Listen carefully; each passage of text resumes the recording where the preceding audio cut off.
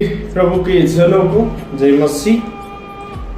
विशेषकर आज हम एक महत्वपूर्ण बातों को देखेंगे। बाइबल क्या कहते हैं। दान अक्सर सभी विश्वासी डालते हैं, जो प्रभु यीशु को विश्वास करते हैं प्रत्येक व्यक्ति डालते हैं। दान क्या है, कहाँ डाला जाता है, दान कितना प्रकार से डाला जाता है, या दान वास्तविक कैसे डालना है, हम बहुत सारी बातों में रहकर देखेंगे या सीखेंगे आज के दिन में।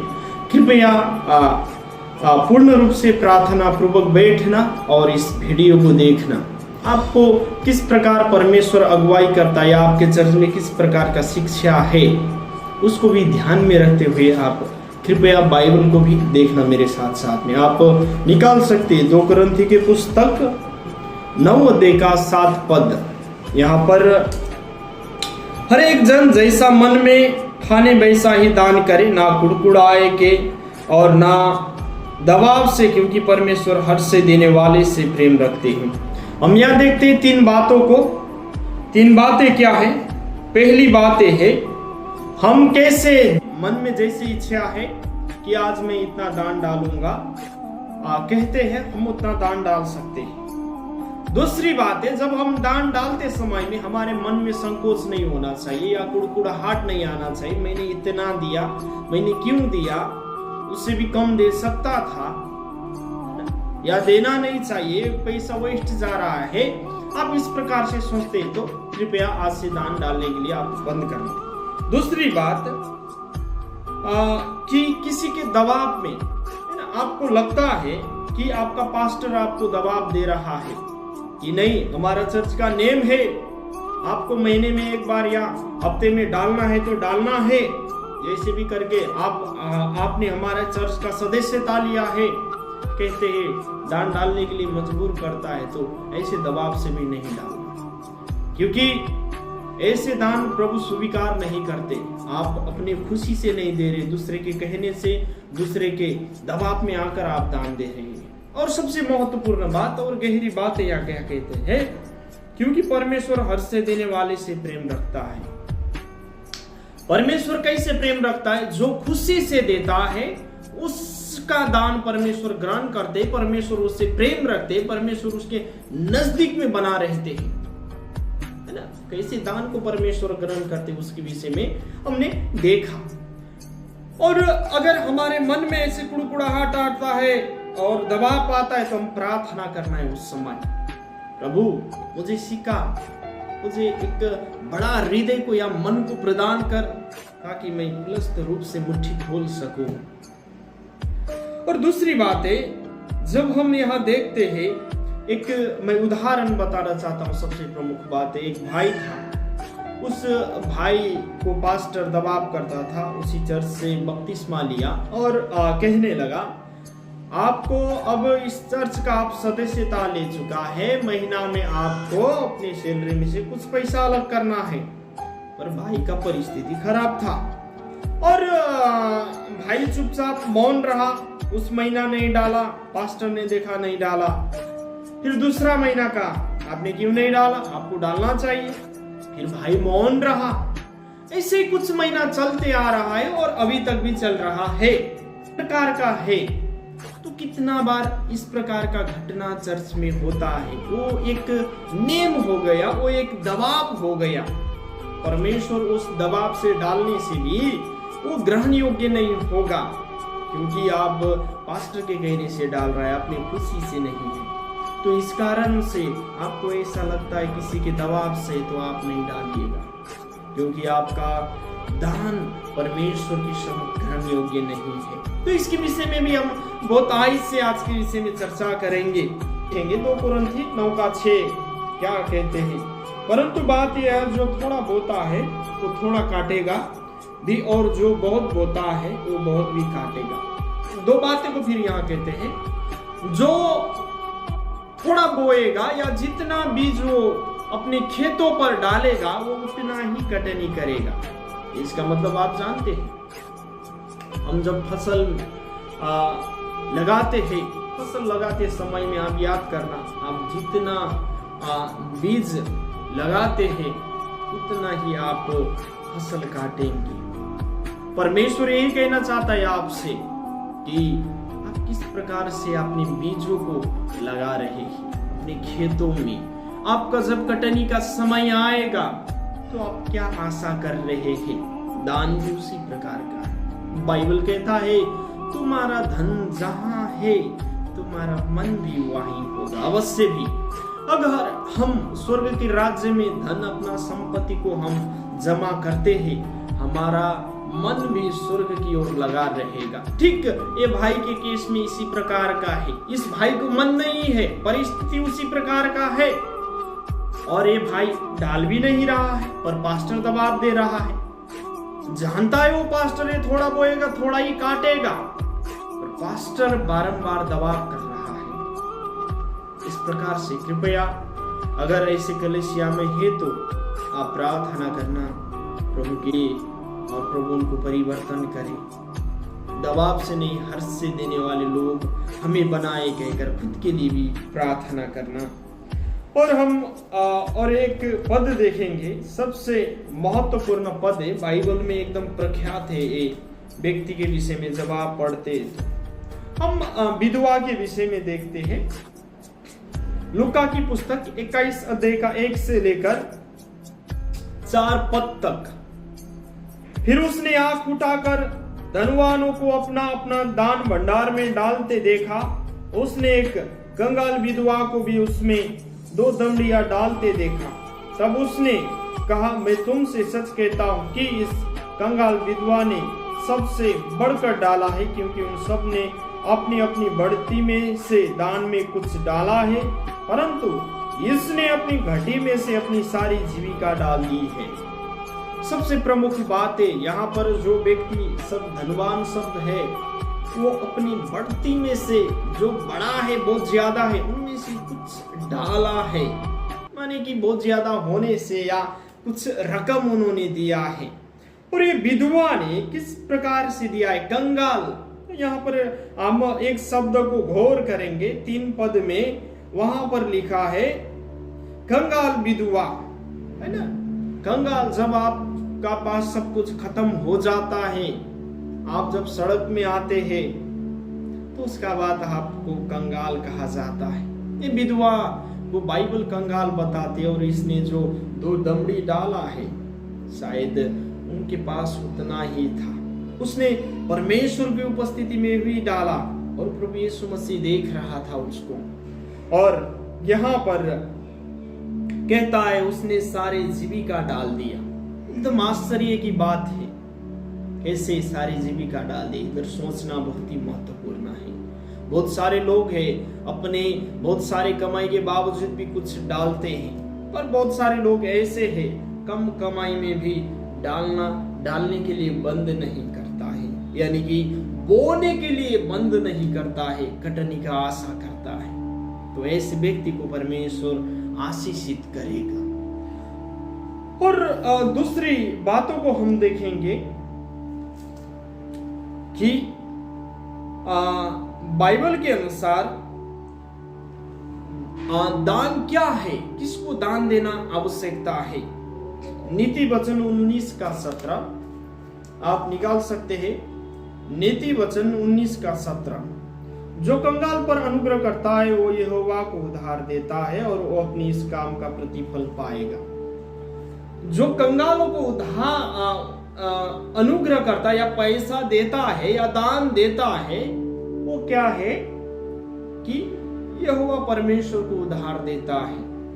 और सबसे प्रमुख बात है, दान कहां कहां दिया जाता है। एक है चर्च में, दूसरा है मिनिस्ट्री में, तीसरा है जरूरतमंदों को, चौथा है जो बहुत सारे घटी कमी है उन लोगों की हम दे सकते हैं।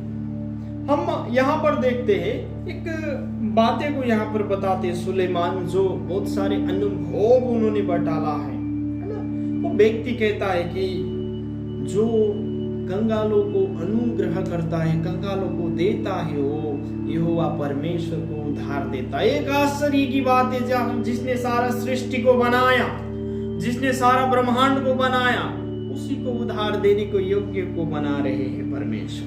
कितना आश्चर्यजनक बात है। और इसको हम और निचोड़ से मत्ती 25 अध्याय का 38 से लेकर 40 तक यहां पर कहते हैं, हमने कब तुझे परदेशी देखा और अपने घर में ठहराया, या नंगा देखा और कपड़े पहनाए। यहाँ पर लोग कहते हैं आने वाले दिन के लिए प्रभु यीशु मसीह इस प्रकार का होगा उस दिन कहकर बताते हैं। और यहाँ पर कहते हैं कि एक प्रकार का लोग ऐसा है परदेशी, दूसरा है नंगा, और तीसरा है बीमार, चौथा है बंदी गृह। हम यहाँ पर 4 प्रकार के देखते हैं। जो परदेशी है वो घर में आया या बास मांगने के लिए आया, क्या आज मुझे एक दिन रहने के लिए मिलेगा, आप उसको बास दे रहे, रहने के लिए दे रहे, तो सच में वो प्रभु यीशु मसीह को दे रहे हैं। कैसे, इसको भी हम जानेंगे। दूसरा है नंगा, जिसको हम कपड़ा पहनाते हैं, अर्थात किसी के पास कुछ नहीं है खाने के लिए, पहनने के लिए, अगर हम उनको अपने, बाइबल कहते तुम्हारे पास 2 कपड़ा है, अगर एक देगा भी बहुत है तुम्हारे लिए। माने कि हमारे पास एक्स्ट्रा एक है या कुछ भी है तो हम दूसरे को दे सकते हैं। तीसरा यहां पर है कि बीमार। कितना बार कोई हमारे सामने बीमार पड़ता है, अड़ोस पड़ोस या हमारे बीच में किसी लोग को हम देखते हैं, उनको पैसे का जरूरत है, सहारा का जरूरत है, हम उनको देखभाल करेंगे, उनके साथ में सहारा बन देंगे। हम ऐसी अवस्था करते हैं तो ऐसे में भी हम किसके लिए करते हैं कहकर बाइबल कहता है कि प्रभु यीशु मसीह के लिए हम करते हैं। और चौथा है बंदी गृह में और तुझे कब तुझे मिलने आए। यहाँ पर कहते हैं चौथा जेल खाना या जेल में। आप कब था जेल में, कब मिलने के लिए आए, हमें तो मालूम नहीं, पर प्रभु यीशु मसीह कहता है तुम मिलने के लिए आए। और यहां पर जब हम देखते हैं कि एक बातों को हमें जानना आवश्यकता है कि प्रभु यीशु मसीह इन सब को जब बता रहा था तो आने वाले दिन के विषय में बताते हैं। आप सब 45 पद भी पढ़ सकते हैं इसके। तब वो उन्हें उत्तर देगा, मैं तुमसे सच कहता हूं कि तुमने जो इन छोटे में से छोटों में से किसी एक के साथ नहीं किया वो मेरे साथ भी नहीं किया। बाइबल कहता है ये छोटे में से छोटे के साथ तुमने नहीं किया है जब, तो तुमने मेरे साथ भी नहीं किया, अर्थात प्रभु यीशु मसीह के साथ में भी नहीं किया। क्या क्या नहीं किया? बाइबल कहता है प्रभु हमने तुझे कब भूखा या प्यासा या परदेसी या नंगा या बीमार या बंदी गृह में देखा और तेरी सेवा टहल ना की। कहता है कि इस सारे परिस्थिति में कब हमने देखा और कब हमने तेरा सेवा टहल नहीं किया। कितना बार हम सोचते हैं स्वयं प्रभु प्रकट हो। आपको किसने बनाया? परमेश्वर ने बनाया। बाहर को लोगों को किसने बनाया? परमेश्वर ने बनाया। अर्थात परमेश्वर ने सभी को सृष्टि किया है, तो हम ऐसा एक फर्ज है हमारा भाई बहन का कि कोई अगर ऐसे घटी कमी की परिस्थिति में हो, बीमार हो, बंदी गृह में हो, तो उस समय उनका हालचाल पूछना, उनके हर एक कमजोरी अवस्था में, उनके घटी कमी में सहायता करना हम लोगों का फर्ज बनता है। तो दान हम चर्च में ही नहीं, हम इन जगह और इन जरूरतमंदों को भी देते हैं तो वो दान है। और हम देखेंगे दान कैसे देना है। दान अक्सर हम देते हैं, फिर कैसे देते हैं? दान देने का भी कुछ तरीका है। बाइबल क्या कहता है आप सब निकाल सकते। मत्ती रद्दी सुसमाचार 6 अध्याय का 3 पद यहां पर कहता है, परंतु जब तू दान करे तो जो तेरा दाहिना हाथ करता है उसे तेरा बायां हाथ ना जान पाए, ताकि तेरा दान गुप्त में रहे और तब तेरा पिता जो गुप्त में देखता है तुझे प्रतिफल देगा। ये बहुत ही गंभीर बात है, इसको जानना बहुत ही आवश्यकता है। कैसे हमें लगता है कि हमारा एक बायां हाथ ना जाने जब दायां हाथ दे, तो आश्चर्य कि जब हम देते तो पैसा गिन कर देते, इतना दिया है हमने, मालूम है हमें, पर कहता है तेरा दूसरा हाथ ना जाने। इसका मतलब है कि जब हम देते हैं दूसरे को हम ना बताए कि मैंने इतना दिया। या एक मैं घटना को बताना चाहता हूँ। एक जगह पर बहुत बड़ा सभा था, उस सभा में कुछ पैसा का कमी हुआ और आगे जो पास्टर सब था वो माइकिंग किया कि हमारा इस सभा में इतना खर्च हुआ, अगर किसी के पास पैसा हो तो आप वो दान कर सकते हैं या डाल सकते हैं। उन बीच में ही जब दान उठाने के लिए दान का वो टोकरी या थैला ले गया तो सब डाल रहा था, उन बीच में एक पास्टर और पास्टरनी बैठा था। पास्टर ने अपना शादी का अंगूठी या रिंग निकाल कर डाल दिया और जब आगे बढ़ा तो पास्टर ने भी अपना रिंग उतार कर दान में डाल दिया। दोनों को मालूम नहीं है, यार एक दूसरे को लग रहा है बस मैंने डाला है। जब वो गिनने का समय आया, क्योंकि अवश्य भी शादी के अंगूठी में नाम लिखा रहता है, तो सारे पास्टर को मालूम था। तो बाद में कहा कि आप लोगों का अंगूठी है, आप लीजिए। पर दोनों ने बोला कि नहीं, हमें नहीं चाहिए। और दोनों आश्चर्य हुआ कि कैसे हम दोनों ने डाला, यानी कि एक दूसरे को मालूम ही नहीं है कि हमने दान में दो ही जन ने डाला, एक दूसरे को मालूम नहीं। इसीलिए मेरे प्रिय, हम कितना डालते हैं, कितना बार हमारे परिवार को भी मालूम नहीं होना चाहिए परमेश्वर के लिए हम दे रहा है। परिवार के हिसाब से आप महीने का राशन नहीं चला रहा है कि मैं इतना शेड्यूल कर नहीं दूंगा। आप कितना मन चाहते परमेश्वर के देने के लिए, दो दमड़ी भी परमेश्वर के राज्य में या परमेश्वर की नजर में बहुत है। आप अपने मन से देते हैं तो। और इसमें हम देखते हैं लूका का पुस्तक 6 अध्याय का 38 पद, दिया करो तो तुम्हें भी दिया जाएगा, लोग पूरा नाप दबा कर और हिला कर और उभारता हुआ तुम्हारी गोद में डालेंगे, क्योंकि जिस नाप से तुम नापते हो उसी नाप से तुम्हारे लिए भी नापा जाएगा। बाइबल कहता है ऐसे दियो, ऐसे देना चाहिए, हिला कर या भर कर दो। जिस नाप से आप देते हैं, हम देते हैं, उसी नाप से हमें मिलेगा। और सबसे प्रमुख बात यह इंटरेस्टिंग बात है, जो पहले का भाई था उसको अभी भी कमी पड़ता है। कारण क्या है? परमेश्वर के राज्य के लिए अलग नहीं करती, परमेश्वर को देने के लिए उनके पास है ही नहीं, तब उनके लिए कहां से हिला कर भर कर आएगा। मेन बात यही समझना बहुत ही आवश्यकता है। इस कारण से परमेश्वर के राज्य के लिए आप कितना देना चाहते हैं। अगर उस विधवा के जैसे ही जो कंगाल विधवा था, वो 2 दमड़ी दिया था। विधवा का मतलब हम सब जानते हैं, पर ये भाई जवान है जो कितने महीने से पास्टर बोल रहा है पर नहीं दे रहा है। आश्चर्य की बात है, अगर ये देना शुरू करेगा अवश्य परमेश्वर उस पे आशीष करेगा। और हम अब निष्कर्ष की ओर आएंगे।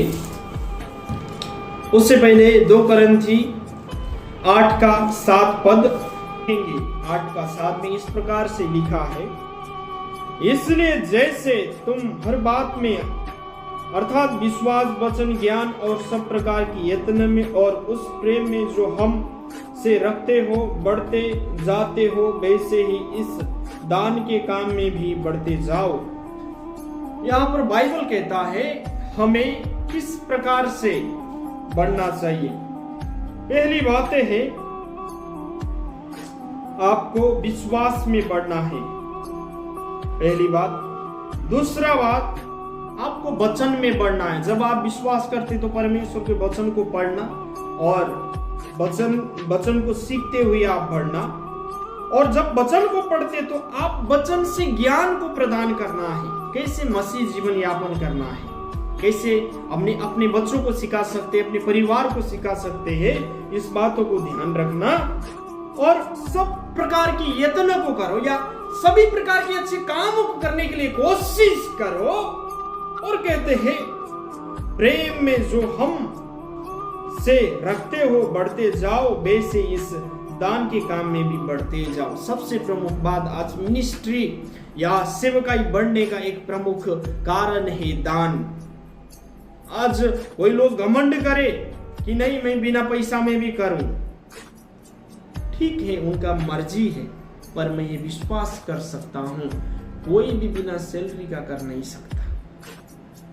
सभी को पैसे का जरूरत है, घर चलाना है, खाना है। दान मुख्य भूमिका लेता है मंडली में और इसी दान की वजह से सेवकाई में सेवक सब बढ़ सकते हैं, सेवक सबके आर्थिक कमी को पूरा कर सकते हैं। दान बहुत बड़ा भूमिका निभा सकते हैं। पर दान पाने के लिए या दान डालने के लिए सबसे प्रमुख बातें, आपको विश्वास योग्य का जीवन होना चाहिए, आपको वचन में बढ़ना चाहिए कि परमेश्वर के राज्य को वृद्धि करने के लिए क्या क्या चाहिए।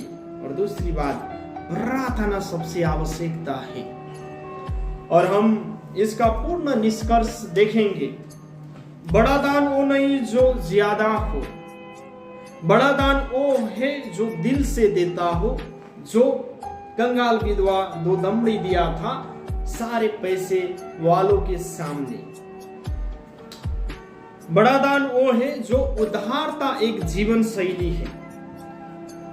उदारता एक जीवन शैली माने कि हमने देखा जब हमारा जीवन में दान, विश्वास, प्रार्थना है ना, वचन सब कुछ हो जाता है तो हमारा एक जीवन शैली बन जाता है। घटी कमी जो कंगाल है, जिसका पास कमी है, जिसको देना है, हम सब दे सकते हैं और उनको देने में एक हमारा जीवन शैली बन जाता है। दान विश्वास का प्रमाण है। जब आप दान डालते हैं तो आपका विश्वास का प्रमाण है कि मैंने प्रभु की सेवा के लिए डाला है, प्रभु के राज्य की वृद्धि होने के लिए मैंने अपने हाथों को या अपनी मुट्ठी को खोला है।